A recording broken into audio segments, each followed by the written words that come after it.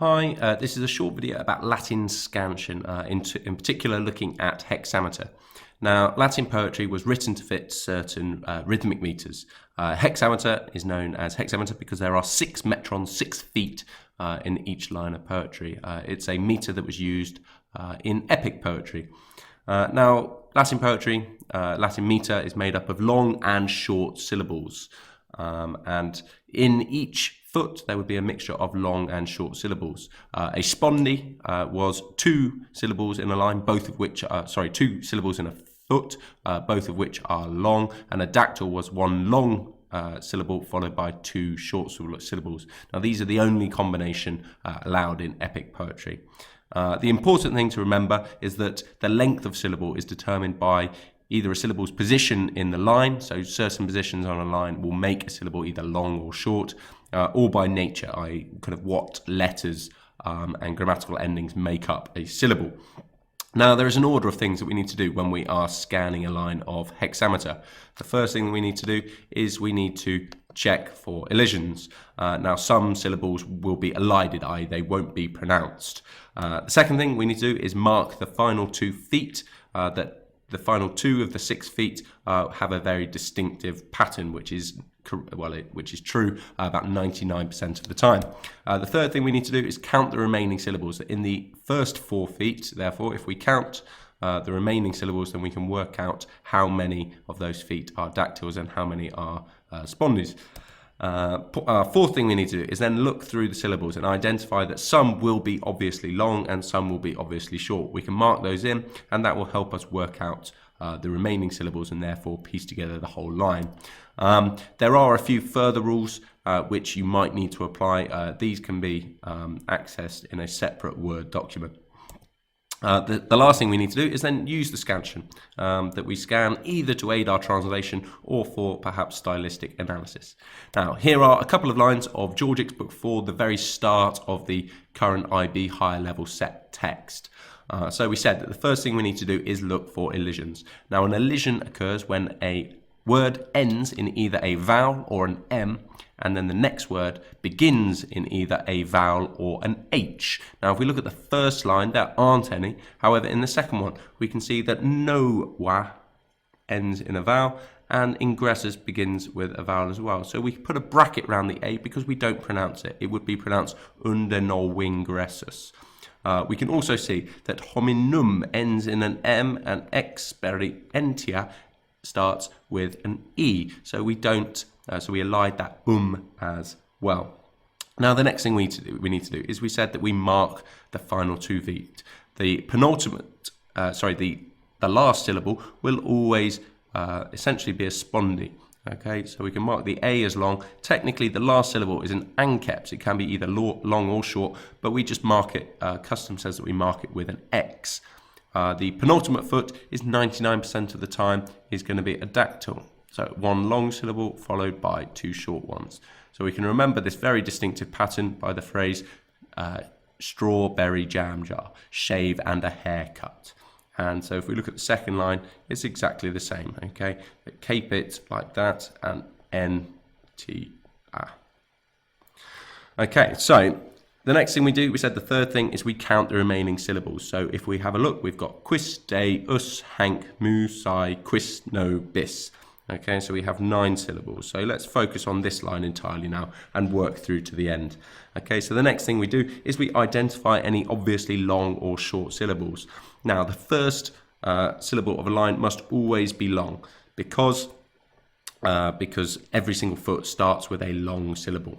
Okay, now a good one to remember is that diphthongs, okay, vowels that are kind of consecutive vowels that are pronounced together will always be long. So musai there, that must be long. And a syllable that is followed by consecutive consonants, whether they're in the same word or straddling over 2 words, must also be long. So for example, hank there, because it's followed by an N, a C and an M, that must be long. And similarly, quis here must be long because we're followed by an S and by an N. Now, another good one to remember is that the first of 2 consecutive but independently sounded vowels must be short. Just like in deus, we have 2 vowels right next to each other that aren't pronounced together. They're not a diphthong, and so that E must be short. Now, wherever we have one short syllable, there must always be a second, because that's just one of the pattern. That has to be a pattern of a foot. So the U must be short as well. So that's our first foot there, quis deus. Now, because we counted our remaining syllables, we knew that there were 9 syllables in 4 feet. Okay, which means there must have been 3 spondi in the line and 1 dactyl. And we've found our dactyl, which must mean therefore that the rest of the line is entirely spondaic. So hanc, mu, psi, quis is our third foot, no, and bis. So there we go.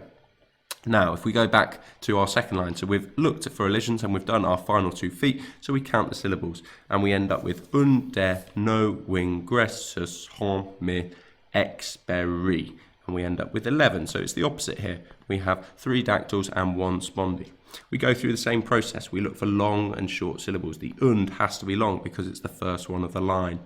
Ing has to be long because it's followed by an N and a G, which are, and the R doesn't always count, but we've got the N and the G here, and so we've got consecutive consonants there.